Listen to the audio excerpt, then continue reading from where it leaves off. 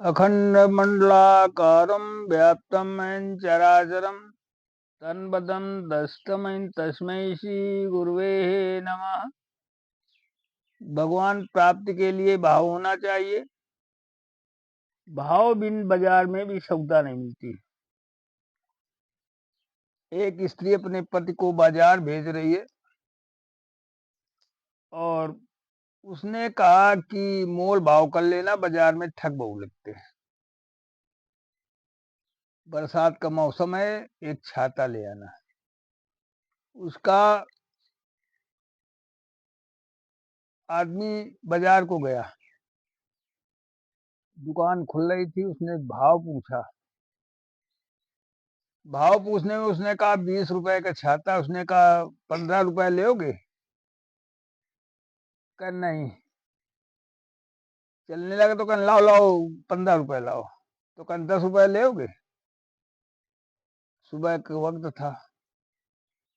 कहना अच्छा 10 ही लाओ। कहा तो अभी 5 रुपए लोगे? तो कहना ऐसा है तुम मुफ्त ले लो। कहता अगर मुफ्त लेंगे ले 2 लेंगे। तो इसमें भाव में मोल घुसा है।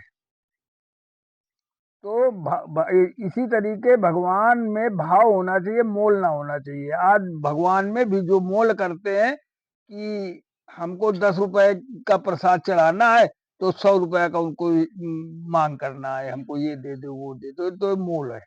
भाव रखिए आप, क्योंकि भगवान कहते हैं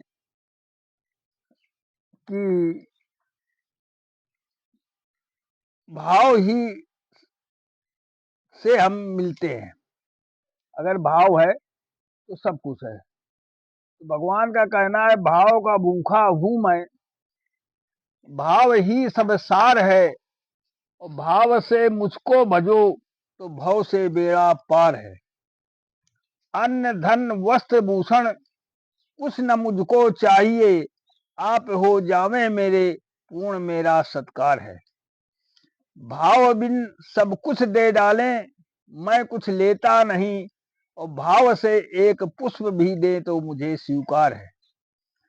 भाव भरी भाव बिन भाव सूमी पुकारे मैं सुनता नहीं, भाव भरी टेर ही करती मुझे लाचार है। भाव राख करके जो लेते हैं मेरी शरण, मेरे और उनके हृदय का रहता एक तार है। इस तरह भक्त भाव से बांध लेते हैं, दृढ़ जंजीर में मुझे लेना पड़ता इस पृथ्वी पे अवतार है। तो भक्त जब भाव रखता है तो भगवान प्राप्त होते हैं। भाव नहीं है उसमें मोल छिपा है, माने माया छिपी है, तो भगवान को दिक्कत होती मिलने में। तो अगर भगवान को प्राप्त करना तो केवल भगवान को भाव चाहिए। अगर आप भाव से उनको चाहेंगे, भाव से ये चाहें कि हमारे साथ हैं भगवान, तुम्हारे साथ है, भाव ये करें कि हमारे साथ भगवान भोजन कर रहे हैं तो वो भोजन कर रहे हैं, ये इस तरीके का भाव रखो। जो भी कार्य करो ये सोचो भाव है। जैसे एक पुत्र पिता को अगर डरता रहता है तो उन्नत कर लेता है, कुसंगत में नहीं पड़ता।